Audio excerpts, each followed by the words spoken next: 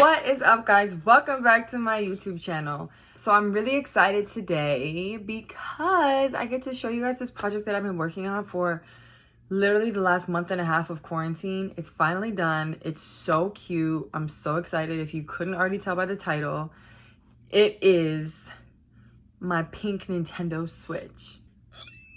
It started off like this.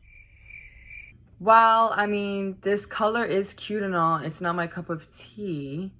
I was like, I have to do some research to make it the way I want it to. I will link below this video that I found, and this girl did such a great job. Here's my Switch. It's so cute.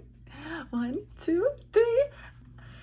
Guys, I'm so obsessed with it. It's so cute. In total, took about 6 hours to make. And the back is so cute. I added some keychains, and it's hanging from a little dust plug, if you can see that. This took me a really long time to make and perfect, but here we are. Finally, I can share it with you all. So we're just gonna jump right into it. Let me know if you guys like it, and let me know if you have any questions. Enjoy!